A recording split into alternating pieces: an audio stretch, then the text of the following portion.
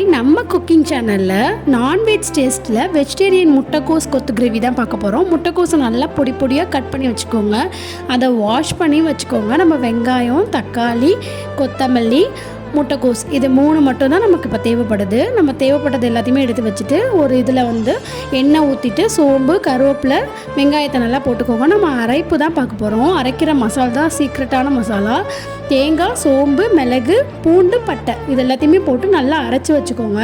அரைச்சதுக்கப்புறம் நல்லா வதங்கினதுக்கப்புறம் தக்காளி போட்டு நல்லா வதக்குங்க. அதுக்கப்புறம் மஞ்சத்தூள், மிளகாத்தூள், மல்லித்தூள் 3மே போட்டு நல்லா வதக்கிடுங்க. எண்ணெய் பிரிஞ்சு வந்ததுக்கப்புறம் நம்ம வச்சுருந்த முட்டைக்கோஸை நல்லா போட்டுட்டு கொஞ்சமாக தண்ணி தெளித்து விட்டுட்டு நான் மூடி போட்டு மூடிடுங்க. நல்லா வேகட்டும். வெந்ததுக்கப்புறம் நம்ம அரைச்சி வச்ச விழுதை அதில் போட்டு நல்லா கிளறி கொடுங்க. ஒரு அளவுக்கு ட்ரை ஆனதுக்கப்புறம் நம்ம கொத்தமல்லி போட்டு இறக்கிடலாம்.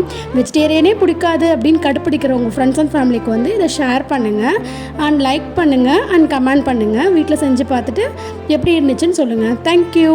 நம்மளோட குக்கிங் சேனலை சப்போர்ட் பண்ணுங்கள். அடுத்தடுத்து நம்ம வீடியோ போட்டுகிட்டே இருப்போம். நம்ம வீடியோ உங்களுக்கு பிடிச்சிருந்துச்சுன்னா சப்ஸ்கிரைபும் பண்ணிடுங்க.